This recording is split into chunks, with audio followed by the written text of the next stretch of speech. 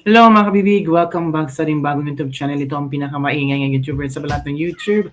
Ako si Kabibig, maglabag-labag na tao with Everett. Naku po, ano ba naman ito kabibig?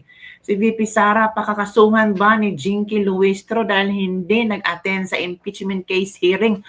In fairness, may hearing na ang Kongreso ha, na dapat sana ang hearing ay mangyayari o yung trial, mangyayari sa Senado. Pero bakit merong mini trial or mini hearing sa Kongreso? Iwan ko ba o yung Justice Committee o yung nangyari sa inyo? Kaya si Jinky Luistro sa kanyang entrada kanina ay nagpaparinig siya kay BP Sara na pag hindi pag-attend sa hearing kanina ay violation ito sa Constitution. Puro na lang kayo violation. Pero yung pagnanakaw, yung mali-maleta na dineliver at kinuha sa sa Forbes Park, dineliver sa mga bahay ng mga politiko, wala bang violation doon? Ewan kung ba sa inyo, selective talaga kayo. Nasabi naman ng 18 ex-Marines na sa Quadcom pa lang, ay meron ng mga paper bags of money. Kaya nga kabibig, may maniniwala pa ba nito? Ito nangyari sa case hearing sa Kongreso, para yata nag-quadcom, marami ng mga supina-supina. Para saan? Akala natin may substance na yan. Para saan? Para magkaroon ng may substance na. Oh, yes, marami nag-yes. Nalaman natin wala pa pala silang dokumento or mga ebidensya, kaya nagkaroon sila ng hearing para fishing expedition. Kawawa talaga ang mga kongresista, no? Tama nga ang sinabi ng Atty. Sal Panelo, itong ginawa ng mga kongresista ngayon is grandstanding. Nagpapa-epal, nagpapaganda, nagpapayaman, nagpapayaman. Kasi may mga maleta, sabi nila. Pero tingnan natin kung mapapaniwala ba ninyo ang taong bayan. Ito si Luistro ha, very confident siya. Very confident na violation ng Constitution ng ginawa ni VP Sara. Wow! Coming from Luistro. Ito ko bigyan. Tayo. The Vice President has been invited to participate.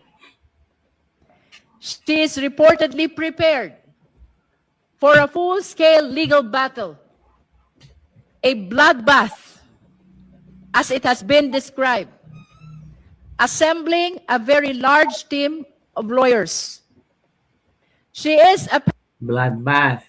Ang sabi kasi ni VP Sara, dapat pang pagbibigyan ko itong mga kongresistang ito na nag-fishing expedition ng bloodbath. Ang gusto kasi ni VP Sara sa impeachment trial sa Senado, doon talaga maglaglagan ng mga ebidensya. Hindi dyan sa Kongreso na para nag-fishing expedition lang, na mamangos lang kayo para maghanap kayo ng ebidensya laban sa kaso sa mga grounds for impeachment ni VP Sara. Nakakalat. Itong si Luistro ba, hindi ko alam kung lawyer ba to o hindi. Parang hindi nag-iisip, no? Alam niyo naman. Apparently, ready to face the accusations and defend herself at length. And yet it appears she will not even participate. We recall the words of Justice Antonio Tiham in the previous impeachment against Chief Justice Maria Lourdes Sireno. Failure to participate in the hearings before the Committee on Justice is tantamount to a culpable violation of the Constitution. Ayon sa pananaw na iyon, ang hindi pagharap... Pananaw lang pala. Pananaw. Nako po. Pananaw na... Nako. Galing sa bibig mo, day. Pananaw, day. So, kanyang pagtingin, kanyang pag-opinion, di ba? Iwan ko sa Luistro. Sa proseso ay maaaring ituring na patuloy na paglabag sa saligang batas. Ang tanong ngayon, maaari rin ba nating sabihin ito sa Vice Presidente? Let us remember, the Vice President took the same oath. I do solemnly swear that I will faithfully and conscientiously fulfill my duties, preserve and defend the Constitution, execute its laws, do justice to every man, and consecrate myself to the service of the nation.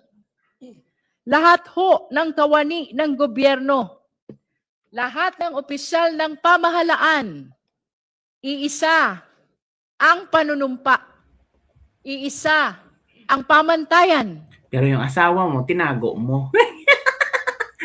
Ang galing magsalita, pero may bahong tinatago. Ewan ko si Luis Troy. Uy, inamin mo yon that time na tinago mo yung asawa mo. Di ba?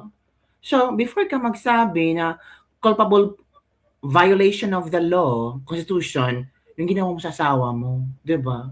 Kaya, palinis-linis effect. Ano to, Mother Mary? Iisa ang pananagutan.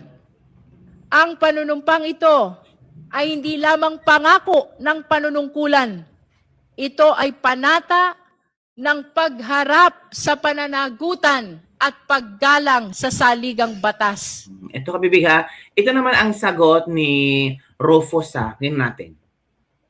There is no need for the Vice President to appear in hearing because that is her right not to be able to appear. Correct. And we can make conclusions out of her non-appearance. No need for her to appear. Who should be present and answer the questions before the Justice Committee. That's exactly correct, Madam Chair. Thank you. Any other member who Madam wish to Chair. manifest? The Honorable Rodriguez. Madam Chair, the right against self-incrimination is very clear. Under our No. rules, Hiya. criminal Ministro. procedure rules, which are Lawyer sana. sorry, because our rules are very, very pithy in terms of the procedure. 2 points, Madam Chair. The respondent has the right not to appear, and therefore she does not need to be present, because that is the right of a respondent, akin to a accused in a criminal case, as decided in the cases, Madam Chair. That's number one. Number two, the counsels here are not only to advise on the legal rights, they have the right to cross-examine, because the Vice President will not be present. If she's present, she cannot cross-examine witnesses, because she has lawyers. So therefore, 2 points. The rule that requires that the participation is only to advise the legal rights of the witness is on the rules on the investigation in aid of legislation. That is especially found in the rules in aid of legislation, the hearings. But it is not found in our rules. I've been reading our rules of procedure. There's nothing here that limits it to only advising. Therefore, in an adversary proceeding like this, we have to therefore hear the counsels if they wish to be present, but if not, then that is also the lookout of the respondent. Yan. Sa Palpal. Luistro, ang galing-galing mong magsalita. Ganito, according to, ganun, pananaw ni sinupalpal ka ni Rufus, Mga kaya chairman ng committee, hindi alam kung ano ang gagawin, hindi alam na may legal rights naman sa VP Sara mag-attend o hindi. Ano to, persahan na, VP Sara, wala kang karapatan mag-attend ka o hindi, meron kang law na na-violate sa Constitution. Talaga, ano to, grabe naman to, Luistro. Uy, grabe, ang lawak ng utak, ang lawak ng noo, pero walang brain cells. But I believe that we should be clear in our rules, that the presence of counsel of the respondent has the right to cross-examine directly the witnesses for the complainants. And secondly, there is no need for the Vice President to appear in hearing, because that is her right not to be able to appear, and we can make conclusions out of her non-appearance. No need for her to appear. Thank you, Madam Chair. Madam Chair, The Honorable Chua, are you raising your hand? Madam Chair, The Honorable Vice Chair Dumogan. the first part of the point had already been settled. Under our own rules, which is the subject of the motion, the counsel of the respondents are allowed to cross-examine by writing their questions, submitting it to the chair. What I am pointing out, Madam Chair, is at the time the respondent is given the opportunity to present her evidence. Well, counsel may present her evidence, but she must be present, or the witnesses that she is presenting must be present, so that the members of the committee will have the chance to examine or ask clarificatory questions from them. So ano to, trial na to? Di ba? Naging trial na. Di ba? Nakakatawa. Ano ba to nangyari? Oy, parang trial na yata. To ang gusto lang mangyari. Ayos sa that's her right. Sabay boto ng yes ulit. Right to cancel impeachment proceedings even if an impeachable official does not personally attend the hearing. Their counsel has the full right to appear and represent them. And under Article 3, Section 14(2) of the 1987 Philippine Constitution, every person is guaranteed the right to be heard by themselves and by the counsel. This constitutional protection does not disappear simply because the respondent is absent. Impeachment proceedings, although political in nature, are quasi-judicial. Thus, the fundamental requirements of the due process must still be observed. One of these is the right to legal representation, which ensures that the defense is properly presented, objections are raised, and rights are protected. The absence of the impeachable official does not negate their defense as long as counsel is present and authorized. The right to be heard remains fully satisfied. So why BBM did not appear in his impeachment hearing? Ayan, di ba? Yan naman. Naku po. Dami ng problema ng bansa pero ayan kayo, nasa impeachment, inuuna pa yan kaysa kapakanan ng taong natural. Takot sila sa 2028. Di ba?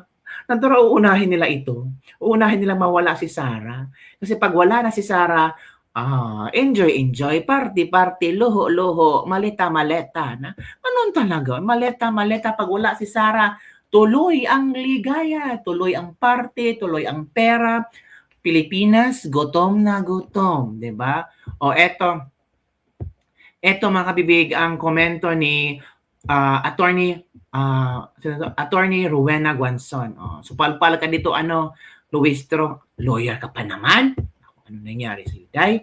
Today makinig ka kay Senator Attorney Rowena Guanzon. Ito na. This Luistro of the Justice Committee has absolutely no shame. Ooh. Where is the fairness here? Where is the impartiality? Where is due process in these impeachment proceedings in the House? There is no fairness that can be expected here when Luistro herself just makes up the rules as she goes along. Imagine saying that the non-appearance of the Vice President is itself a violation of the Constitution. Where in the world did you get that? Oh my goodness. Pahiya si Luistro. This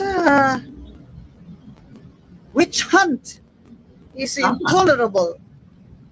This Luistro is a minion of Martin Luther King Romualdez. And she doesn't hide it at all because she has no shame. No shame. No shame. Hindi na nagtatago ko si no shame na sabi ng iba, kahit wala si Martin, ramdam pa rin ang espiritu ni Martin sa hearing daw. Parang si Martin pa rin ay namamaniobra. Kayo talaga kung ano-ano mga nasa isip nyo.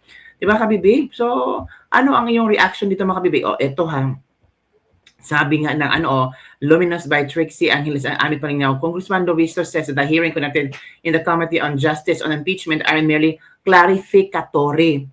If ganun lang pala, saan ang galing yung mga motions for production of bank accounts documents?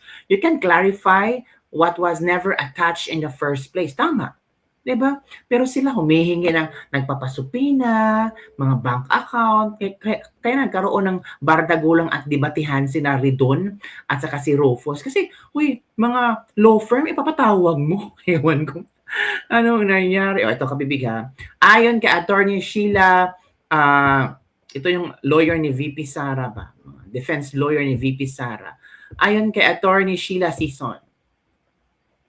However, with due respect, the Constitution vests the authority and power to conduct trial solely in the Senate. And this is clear and explicit in Section 3, Paragraph 6, Article 11 of the 1987 Constitution.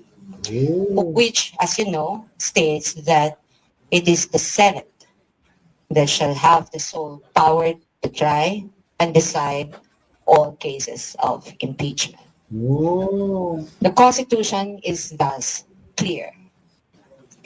It is only the Senate that conduct trial in all cases of impeachment. However, we Pero choose ngayon, ang Kongreso na ang nagtatrial, di ba? Minsan akala ko ang HOR bobo ang mga lawyers ni VP. Minsan akala ko ng HOR bobo ang minsan akala ng House of Representatives mga bobo ang mga lawyer ni VP. Dapat nga talaga ibasura ang gawa ng mga buhaya. Hastang court na yon, HOR sila, nag-aabogado, kung pwede lumuhod na sila mag-attend lang si VP para madagdagan ebidensya. Kahit makarating pa yan sa Supreme Court, sablay na naman ang Kamara, declared unconstitutional naman ang ginagawa niya. Tanging ang Senate lang ang kinokonsidera na impeachment court ng Constitution. Tingnan niyo kapibig. Diba? Yan naman ang ginawa ng mga kongresista. Nagmamarunong. So yun lang kabibig ang ating latest libak-libak for today. Don't forget to like, subscribe, and share this video para sa mga trending news natin pag-usap-usapan. Ay nako, ano daw? Violation ni VP Sara ang hindi pag-attend sa impeachment case hearing at posibleng kakasuhan? Naku po, ano ba naman yan?